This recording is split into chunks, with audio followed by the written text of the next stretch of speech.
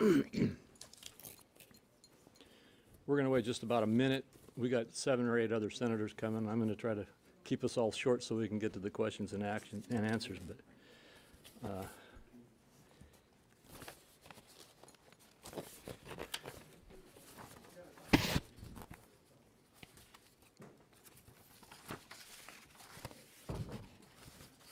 hey, Rick.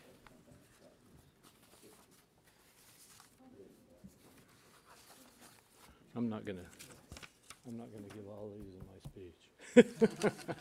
We can sit Go down. with the We should 40-minute sit one. down. I'm gonna be pretty brief so you guys can have more time. All right, we ready? Okay, as you all know, we are here today to talk about the SALT tax issues in the reckless tax and spend bill. Hold on 1 second.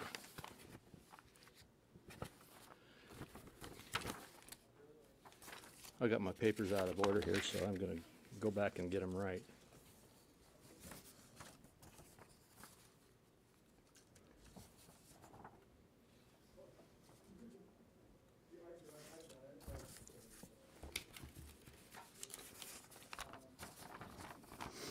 All right, let's start again. So as you know, we're here to talk about the SALT tax. The SALT deduction is a wealth transfer from low tax to high tax residents, particularly high income residents, and punishes residents of low tax states and their state's fiscal prudence. I want to look at the chart here and show you this chart. This first chart shows that the SALT tax deduction issue is the second largest part of this spending bill.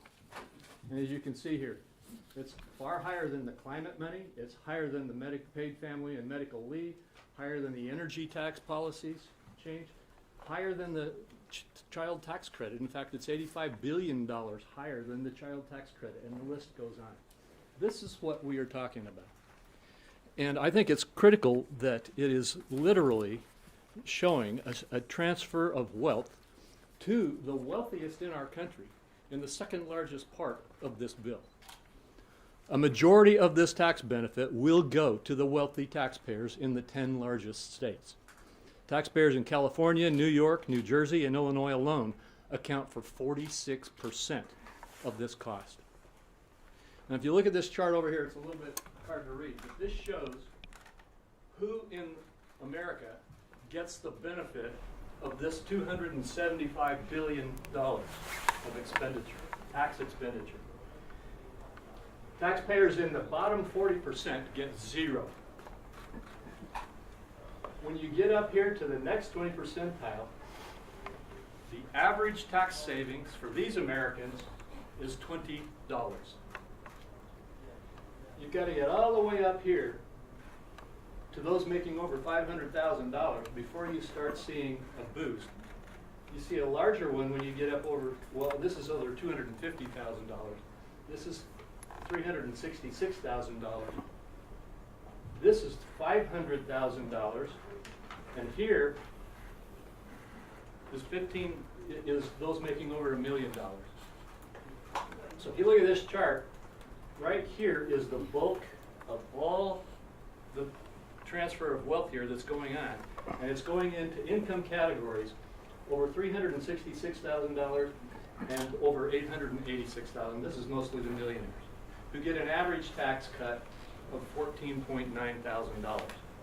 So it goes for $20 for the, or less for the vast majority of the middle and lower income categories, up to $15,000 for those making the money and those having the highest incomes. And no matter how our Democrat colleagues framed their proposals to increase the SALT cap, the proposal is regressive in any way that you look at it. And the expansion of the SALT cap is costly and is a break for people with higher incomes. I'm going to stop at that point right now because my colleagues have a lot more to say on this. We're going to go first to Chuck Grassley and then to Senator Capito, and then I'll get back to my list. I don't know what the order is next, but let's go there and we'll proceed from there. I'd like to point out the inconsistency of the Democrats. Remember how they attacked Republicans the tax cut of 2017 was tax cut for the rich, even though the top 1% ended up paying a higher percentage of the total tax coming into the federal treasury than they did before 2017. And then Democrats always want you to believe that they're always worried about the middle class. Well, in this particular time, the Build Back Better really stands for Blue State Billionaire Bailout. And I don't know how you can make that any more clear than what these charts already show. But it's giving tax cuts to the millionaires and billionaires, mostly in the coastal and states and the blue states of our country. And Democrats are worried about those people. And they want you to believe that they're only worried about the middle class or the lower income classes. So, this is something that will bring down their Build Back Better, because it was really a blue state billionaire bailout. Yeah, blue state billionaire bailout. Thank you, Chuck. That's great. And I think Senator Crapo did a good job of delineating, but with these charts and explaining really what I see is a hypocrisy of the supposed Build Back Better, or better termed, the reckless tax and spending spree that that bill represents. We had this discussion when we passed what I think was one of the most monumental pieces of legislation in 2017, the tax cut bill. We had this discussion on SALT. I remember it was an active discussion on the floor on what direction we're going to go. And we decided that, that this was a fair way to spread the tax burden across the country. I live in one of the lowest, in West Virginia. We are one of the states who has the lowest participation in terms of being able to take advantage of a SALT deduction. So I don't want to subsidize the billionaires in these states, the 10 biggest states that are going to be getting the largest amount of benefit from this SALT deduction. So, but the hypocrisy of the whole thing to me is really in the first chart. Because supposedly, as the president has explained, nobody under $400,000 is going to bear any tax burden. This is all aimed at helping those who need help the most. However, their second priority is to answer the call of those who are in the higher income tax brackets in the states where many of them represent, particularly on the House side. So I think in order to, if and when this bill comes before us, and if and when it has a readjustment of the SALT deduction, I plan to put forth an amendment that will strip that and take it back to the original 2017 provisions that we wrote into that law. I think that that would be well received. I think it would be one that we see is fair in terms of spreading the tax burden. And I think it would also be fair to those states so that they're not, and those taxpayers in those states are not subsidizing states and people who live in states who mismanage their money, who have high taxes, who don't pay attention to what those impacts are to the people of their state. So, you know, this is a giveaway to the top and most wealthiest 5% in this country. So thank you. And thank you for letting me kind of skip ahead. I've got to go back to commerce. You bet. And before we go, and we'll just go to those in order that you've shown up here. But before we do that, I should have clarified, these are not my charts. This is the congressional, the CRFB. And this is the Tax Policy Center. These are their charts, not ours. Is that for the mics, though? Oh, I'm sorry. This is the CRFB chart, and this is the Tax Policy Center chart. Thank you. Rick? Okay, thanks. Well, first off, let's think what this is. This is when a blue state like California, New York, Illinois, New Jersey have high state taxes. They want taxpayers from low state states that have smaller budgets to pay their taxes, a portion of their taxes, for a portion of their budgets. So a state like Florida, which our budget is about half of what New York's budget is per person, they want our taxpayers to subsidize their taxes. That's not right. That doesn't make any sense. So step one is Florida taxpayers, Texas taxpayers, all our states that have lower taxes, we shouldn't be subsidizing the budgets of New York, California, New York, New Jersey, all these ridiculous states. They can't live within their means. That's number one. Number two is what they're doing, what they're also, how they're paying for this is they're cutting Medicaid in states across the country. Oh, only red states. States like Texas and states like Florida, they're cutting our Medicaid program, which makes no sense. So you're going to cut the program for the poor and give tax breaks to the rich. That doesn't make any sense. Now, we got elections next year. How can anybody in a red state that's seeing that in this bill they're being asked to subsidize the rich in these blue states and have their Medicaid cut? How can they ever vote for this bill? Senator Cornyn. I think Senator Scott makes a good point. This is reverse Robin Hood. It's taken from the low-income Americans and giving money to the people who are the wealthiest and well off. I know we've all struggled with the BBB, or as Senator Grassley, I think he had 4 B's in his alliteration. But I think one of the ways you can look at this bill is build back broke. This doesn't cost zero, as President Biden had the temerity to suggest, and it doesn't cost $1.75 trillion. It's closer to $5 trillion in spending, and somebody's going to have to pick up the tab. And what the Democrats want to do, in a really a startling display of hypocrisy, is to get regular working families to subsidize the wealthiest Americans who live in these deep blue states and large urban areas across the country. My constituents, my 29 million constituents in Texas, are not interested in subsidizing bad governing decisions made in places like New York and San Francisco, and they shouldn't have to subsidize it. But I'll just point out that this is part of a trend as well. You see this, interestingly enough, when it has to do with the subsidies for electric vehicles. You can buy an $80,000 car, and the federal government, under the Democrats' proposal, will pay you back $12,500 potentially. The average American drives a car, 280 million roughly cars on the road, that's worth about $25,000. So you're going to ask people who can't afford to buy those expensive cars to subsidize rich people who can afford to buy them by taking money from low income or middle income families and transferring that to the rich. This is a stunning display of hypocrisy, and it deserves to be called out. I thank Senator Crapo for leading this effort. Senator Hogan. Thanks, Mike. So Democrats continue to push this tax and spending bill, and they're doing it at a time when inflation is high, and this bill is just going to increase inflation. You saw in the last month that inflation was over 6% on an annualized basis. I come from the Midwest. It's actually over 7% on an annualized basis. And so we know inflation is a tax on everybody.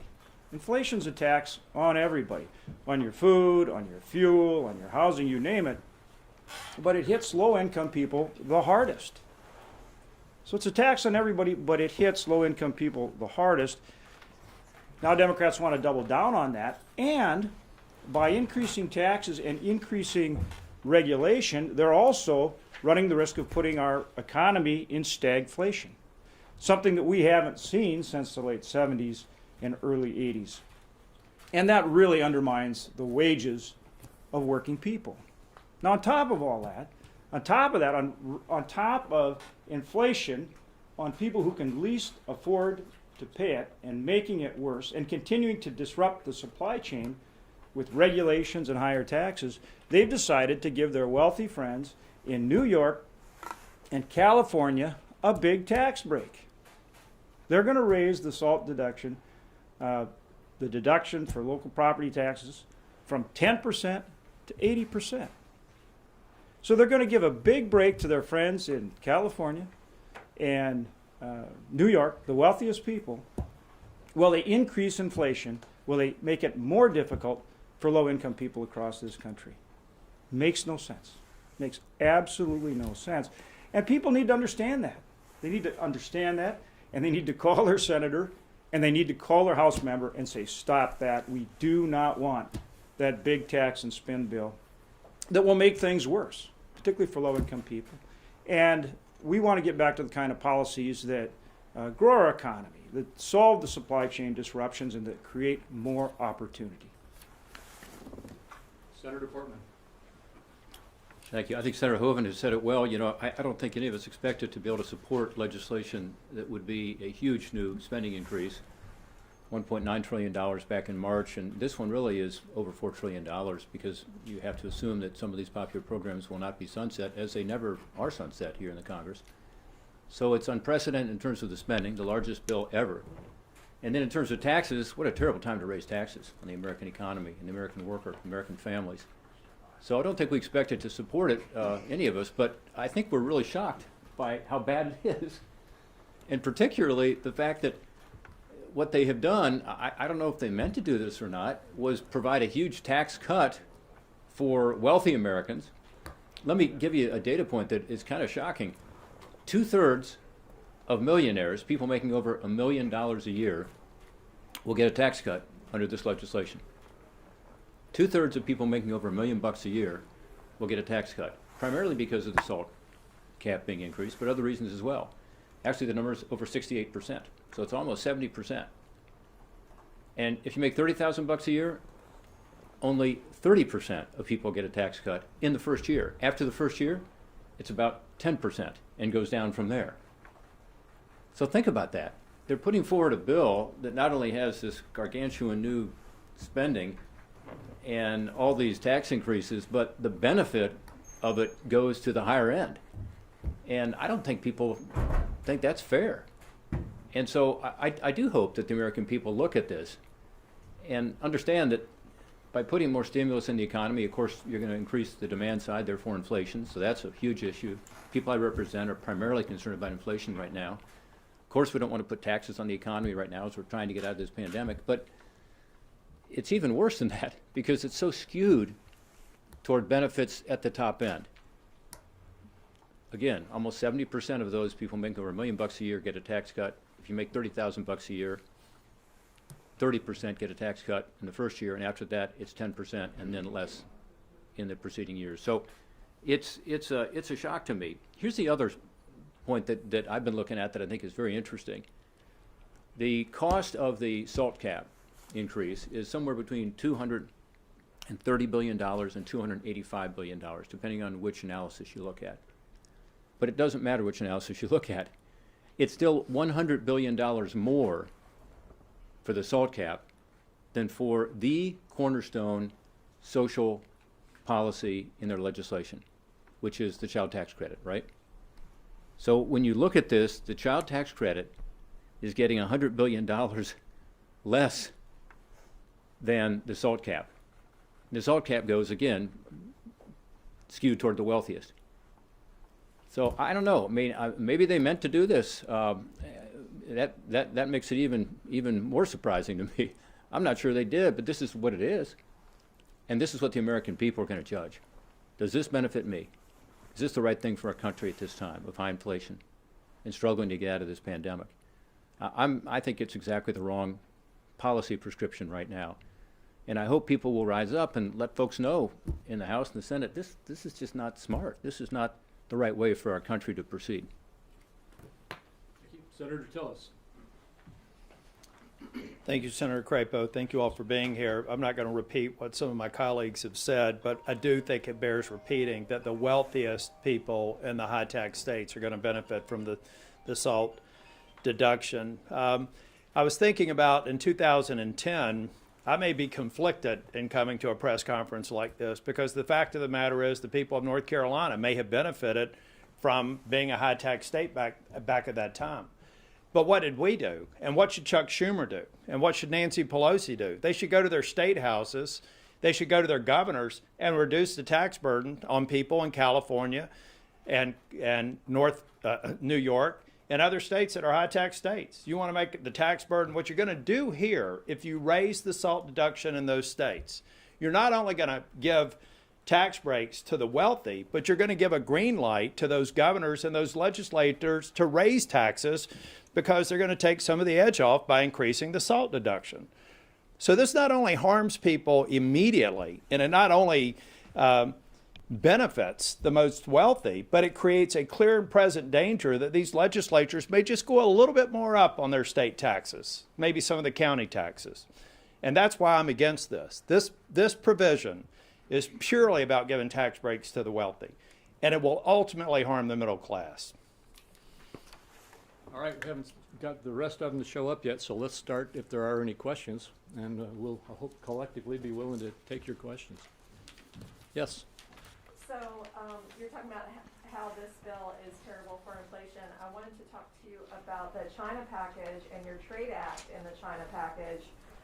It had a number of things that would reduce taxes by reinstating the MTB, the GSP, and bringing back more exclusions for the 25% tariffs on Chinese goods. Are you going to be a conferee, and what chances do you see for your Trade Act coming into the final compromise bill between the House and Senate? I hope I will be a conferee. I cannot confirm whether that is the case yet. We aren't even close to a conference yet, though I hope that the House will move and get us into a conference. And I have very high hopes that we will keep the Trade Act provisions included. Remember, it got 91 votes in the Senate. That's a signal to the House and to the country that this is important. I can tell you that our allies, particularly those around China, those in the South Pacific and India, are very interested in those trade provisions to help them push back and strengthen themselves against China's aggressive economic and military policies. And so I think that the case can be made for this being one of the key parts of our China bill. So does And that we'll mean hold. you also want India to come back into the GSP? Because of course they were kicked out a few years ago. Yeah, I would like to, I personally would like to see that. Thanks. Any questions? Yes. Mike, can I comment on Yeah, that for a second? go ahead. You know, one thing I like about the trade provisions that were in the legislation, and I'm a strong supporter of the legislation overall and the safeguarding American innovation in there particularly to protect our intellectual property, but it's counter-inflationary. In other words, it would be positive right now. It would help on the supply chain issues, and it would help in terms of our inflationary pressures on the supply side. So it makes sense. The other bill we're talking about today, the reconciliation bill, adds to the demand side. And it's demand chasing, you know, supply right now that's causing our inflation. So actually that trade bill would be very helpful. As Senator Crapo knows, there's also another bill coming that we'd like to do with regard to making sure the level playing field with China is there, a level playing field 2.0, and that would help as well. But these are all great provisions, and I strongly support them. And before we go to this next question, you prompted another thought on my part, and that is when you talk about inflationary and counter-inflationary, and the contrast that Senator Portman made between the what's been called the Build Back Better bill and the China bill. The bipartisan infrastructure bill that we all agreed to is also counter-inflationary. And so one of the big arguments we're having here on all of these pieces of legislation is let's do what builds and strengthens the supply side and protects our economy and grows it, rather than feeding the inflationary side. Yeah, and you had your. I guess two questions relating to SALT. First, do you think the fact that it seems like Democrats are having trouble finding consensus on what exactly they want to do on SALT is maybe a sign some of your attacks on this are effective? And then I guess the second question I have is how you think this issue might play out in the midterm elections. I'll take a quick shot at that, and I invite either of my colleagues to do the same. Yes, I do believe there is discord on their side about this for the very reasons we've been talking about. And that gives me hope that we will be able to have some success in getting this terrible provision out of the bill. I would, of course, like to see the entire bill stopped. And there are many parts of the bill that I think are harmful. But this is a poster child of exactly why these provisions on the SALT tax are absolutely counter to what the entire pitch for this bill has been. So, Yeah, I think the only thing I'd add to that, I think our trying to increase awareness is important, but I think my colleagues on the other side of the aisle are smart, and many of them will go back to their states and recognize that they gain no benefit from it, and a disproportionately few number of states will benefit from it. But I've got to repeat, you are sending a green light to legislatures who want to raise taxes to say, now we can a little bit. We'll let them preserve some of that benefit that the rich people are going to get. But we can raise taxes a little bit, which is going to disproportionately hurt the people that are struggling paycheck to paycheck. So I think they're looking at the mechanics, they're looking at the specific application to their states and saying, there's not really a lot there for us here. In fact, it may bring take some of them backwards. Oh, no, look, I don't think our critiques are causing the consternation among the Democrats. Maybe we should take more credit, but I think it's the facts. And the facts are pretty plain, which is that when you raise the cap, you are skewing this toward the wealthiest Americans. Again, 2/3 of people making over $1 million a year, almost 70%, are getting a tax cut. And if you make $30,000 a year, good luck, only 30% of people are getting one, and that's just the first year. After that, it goes to about 10-point-something% and then down to single digits. It's gonna go way down. Yeah, so I think it's the facts, and facts are stubborn things, and I think that's why you see some Democrats, including a couple prominent Democrats who I've talked to, say, why are we doing this SALT cap increase? Go here and then over here, yes. So I know that we're here talking about SALT, but also the larger economic picture, and of course Friday is the deadline for the government shutdown. There are some in the Republican Party, both on the House side and the Senate, who think that shutting the government down over vaccine mandate and enforcement funding is the right way to go about this right now. Do you guys think that that's the right move? I'm not going to comment on that because I understand the concerns, but there are concerns on both sides, and I'm not going to push either side's agenda right now. So, you have a comment on that? I don't know what the state of play is, so I'm not going to comment. But should the government be shut down? The government should not be shut down, in my opinion, and it's my hope that we can avoid that. Yes. Senator, what's wrong with changing the cap so that it's phased out for people with higher incomes? That it's phased out for people with higher incomes? Right, so they don't get a deduction. So if you look at the chart over here, when you say higher incomes, you'd have to phase it out. It's already phased out for like everybody who makes less than $175,000 a year. And so the question is, phasing it out here, that's what we're talking about, is getting rid of this expansion of it for the very, very top income categories. I think you might be referencing some of the discussion that is reported in the media between Senator Sanders and Senator Menendez.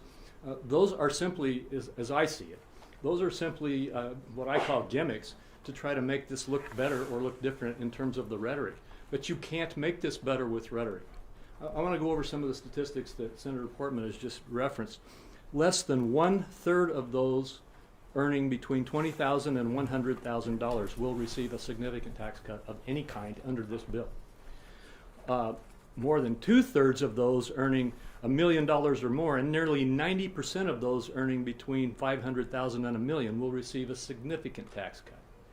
And as Senator Portman has already pointed out, in 2023, 1 year after we've gotten into the bill, almost all of the lower and middle income class tax relief is gone, and it phases down rapidly from what's not gone at that point. And so there isn't really a way to do what you just said unless you get at the higher brackets here, and that's exactly what we're talking about. Why do they have a mechanism put into this bill that does nothing and cannot be argued to do anything other than to give the second largest portion of the allocation of this bill to the top income categories of earners in America?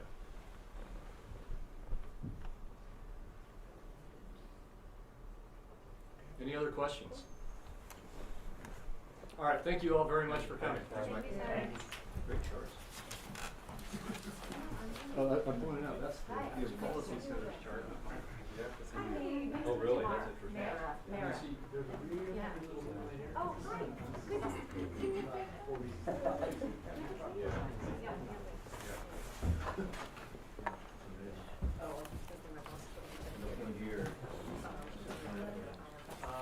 It's 85 on this.